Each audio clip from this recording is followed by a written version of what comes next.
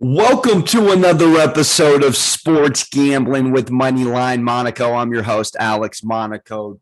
New week, Monday, May 9th. Thank you for tuning in and rocking with me. All picks posted on Action Network. Don't forget to subscribe, rate, and review if you are feeling generous. This has been a back and forth few days. Gonna shoot you straight. All right, we were on an absolute heater towards the end of the first round. It has been win-loss, win-loss. I've been going with the better teams. I've been going with the quality clubs, the Phoenix and the Miamis. But these home court advantages are true advantages. You're seeing it in game 3 and 4. Everyone outside of Memphis and Golden State and Milwaukee and Boston came out cooking at home. The Suns and the Heat. And just like that, it's 2-2 and 2-2. Now, of course, the Joel Embiid factor I have overlooked because, again, and analysts have said this, it's not just what he's done with his offensive production and defensive presence, but what he has done to create opportunities around him. And that is something you can't cap.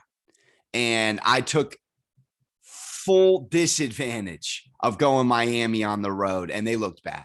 But what I saw in game 1 and game 2 was enormous discrepancy between these two clubs. And then you get an old school Harden performance where he goes really vintage MVP-esque type performance, and you get enough support from the role players, and that's what it is. And then you look at the Dallas Phoenix game on Sunday, game 4. I mean, what are you going to do? Finney Smith couldn't miss. I think they had 8 3-pointers in the first quarter. Something regronkulous, something that doesn't happen, and you come back down to earth. It was like Boston in game 2 of the first half where they were down 1-0. They came out. Jalen had 25 points. They shot 65% from 3. But look, this is a marathon, not a sprint. One loss shouldn't make or break you. We're right back in. We're rejuvenated. I feel very good about both plays tonight. One's a pick 'em, one's a huge spread, because Ja Morant is out, but we are diving into the lock of the day, and I'm going to do what has to be done, people. Give me the Boston Celtics on the road. It's +1 right now for Boston or -104 on the money line. Look, if they lose by 1, I'm going to take the 1 point.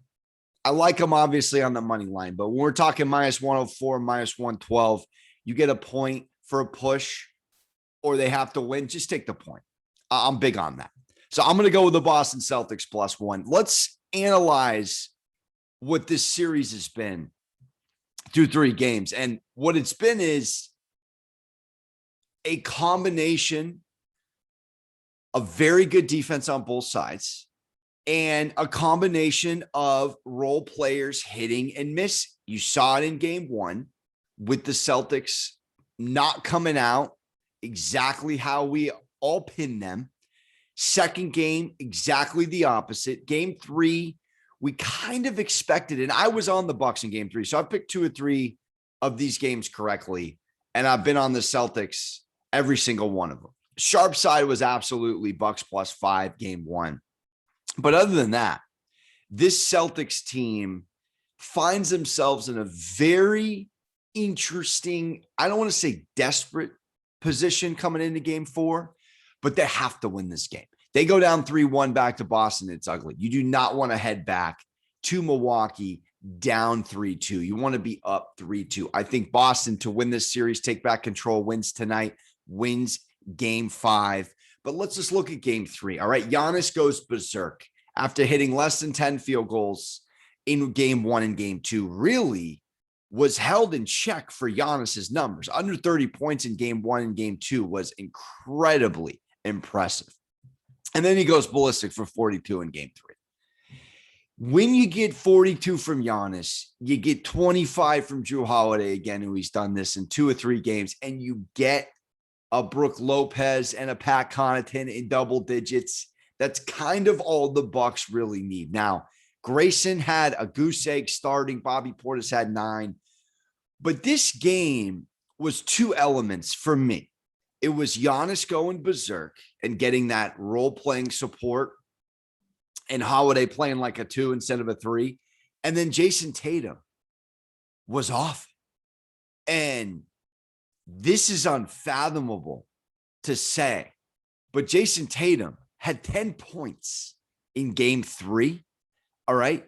He went 0 for 10 with Wesley Matthews guarding him. 0 for 10. All right. That's not going to happen again. Period. Point blank. Top 10 player in the NBA going 0 for 10 against a 2K76. Who's past his prime. No disrespect to Wesley Matthews. But then you take that 4-19 outing from Tatum, which is a true outlier, and then you pair it with Marcus Smart going 1 for 8 from the field with 9 points, and there's your ball game.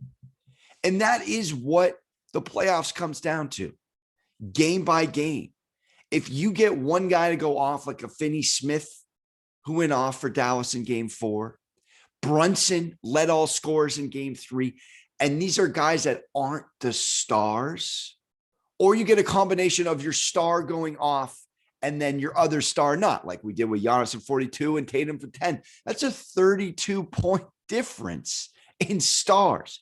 And Milwaukee won by a basket. By a basket. From a live betting perspective, ton of value taking the Celtics. You could have grabbed them all the way up to plus 8.5 starting that fourth quarter. Basketball's a game of runs in and of itself. This Bucks Celtics series seems to really be a game of runs in a lot of ways. And then let's talk about the fast break points and the points in the paint, which is what Budenholzer got back to, which is why they were successful in game 1. 21-11 in favor of the Bucks in fast break points, 52-32, 20 more points for the Bucks in the paint, which is not good for this Ime Celtics defense to sit on. The Bucks clearly are looking to get in transition and get going with Giannis, who wouldn't, and they're trying to impose their will. They're not going to outshoot the Boston Celtics. We've seen it through 3 games. This Bucks team is not particularly unbelievable outside shooting team. They're an inside-outside game. Work the ball inside with Giannis, dish it out to some role players to hit timely threes. Whereas this Boston team, it's a true 5, 6, 7 deep squad. Derek White has been very, very productive in the last couple of games. Grant Williams has been underrated in this series. Robert Williams is banged around a little bit, and he's banged up, but he's given it all his worth. And Horford has played tremendous, over 20 and 2 of 3. If we can get Horford productive, Grant Williams, and Derek White, and you can get 25 plus from Jalen and Tatum tonight, with just Marcus Smart giving us, give us 15 in a perfect world. This is enough to beat this Bucks team. I feel very confident taking the Celtics tonight. And just from a trends perspective, we know what Boston is, and they cover for what it's worth in game 3. They cover 2.5-point line. I took them on the money line. Thank goodness, the Bucks, but the Celtics covered plus 2.5. They're 5-1 against the spread in their last 6 games. They're 9-1 against the spread in their last 10 games against the Bucks. And the Bucks are 1-6 against the spread in their last 7. Let's not forget this Bucks team was a bottom 2 home favorite cover in the NBA. So we got 3 elements. You have points in the paint and fast break. Milwaukee. You have their star putting up 42 versus the Celtics star putting up 10. And then you have all of these trends that say Boston has covered. Excellent road cover as well.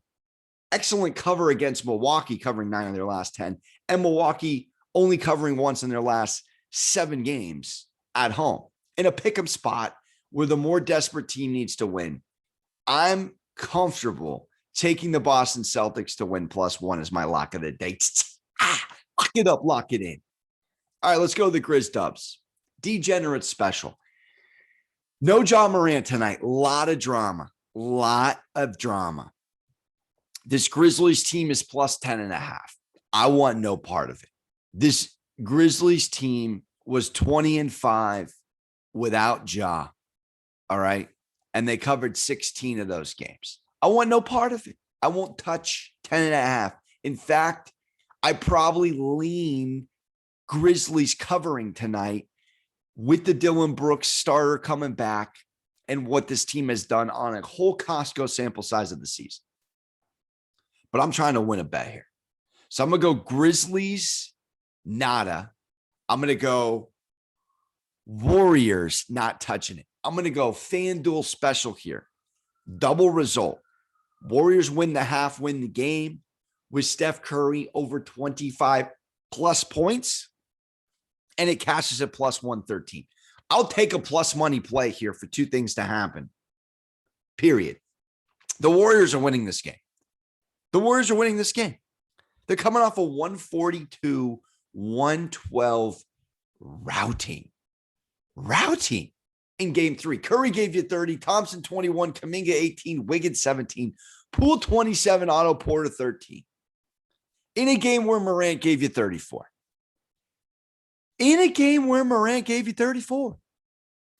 This Golden State team is proving its depth and proving that if you want a boat race with them, we'll 142-piece you all day long. All right, this Golden State team averaging more than 44 bench points per game this postseason. That is unbelievable. A lot of that is Jordan Poole, but that is absolutely incredible. And this Memphis team, I'm concerned with Bane right now. Desmond Bane is not right. He was questionable in game 2, if you remember, with that back injury. All right, 16 points in the last game, but 9 points and 5 points in the other 2 games in this series. 16, 9, and 5 from what we've seen all year as Memphis's second best player, and that's no disrespect to Jaren Jackson. He's right there. But Jaren Jackson, who had 33 and a career high 3-pointers in game 1, has come back down to earth with 12 and 15. And that is the coaching and what Steve Kerr does with his staff to adapt and adjust in a long series. And this is the benefit, people, of a more veteran, experienced team going against a young and hungry squad. And I'm not saying that the Grizzlies aren't good. The Grizzlies are an excellent, excellent team. But you're going against the best in the business, baby. You're going against the best in the business. Now, I'm aware that the Warriors shot 63% from the field. That is an outlier, as well as 53% from 3. Those two things won't happen. They'll come back down. But more assists, more boards, more blocks. They had 17 turnovers. They still won by 30. They're not going to have 17 turnovers. So looking at what this team did in the first quarter and second quarter, and granted, they didn't win the first quarter, but they came out, outscored them by 9 in the second quarter, and then just smoked them second half. Smoked them. This is a Memphis first quarter fade, which is tough to do. I've been on Memphis many a times to win first quarters, win first halves. They come out very, very strong. Top 3 in points, 4 in the first quarter and the first half. I know what I'm fading, but I'm fading a team that I think in the Warriors smells blood in the water with no John Morant. There's going to be a little bit of an adjustment. I would hope, I would envision in the first quarter with Taylor Jenkins and what they're going to do and how they're going to establish who is going to be the true alpha on this Grizzlies team in game 4, whereas we already know what everyone's identity is on the Warriors. So I'm going to take the Warriors to win the first half, win the game. And that is with a lot of confidence, a lot of confidence. And then I'm going to take Steph Curry 25 plus points. And Curry has been sensational in this series. 30 points in game 3 on 7 of 4 shooting. Only had 2 threes. Only had 2 threes at 30 points. All right, he's had 5 threes in 2 of his last 4 games. 5 threes in 2 of his last 4. And he had 30 with only 2. You look at his last 7 games. Let's go all the way through the playoffs. 27, 30, 33, 27, 34, 30. Of course, last game he had 24 in one of those. He had 16, of course, in game 1 against the Nuggets when he was off the bench. So he's hit over 25 plus in 6 of his last 7. I don't think they have an answer to stop him. I think green light tonight. Also got to the line 7 times, hit every single free throw. That is what you want to see.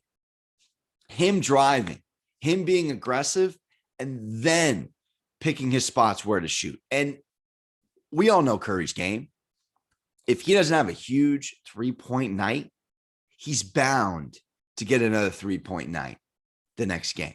So I'm comfortable and confident taking Curry 25 plus here and a Warriors double result for plus 113. Warriors win the half, win the game. Curry 25 plus. We cash it plus 113. And we wrap it up with the prop. And I'm going to bank. And this is a little bit of a double dip, but I'm going to go Warriors wire to wire. It's virtually even money, minus 108. That's for the Warriors to be up after the first quarter and win the entire game.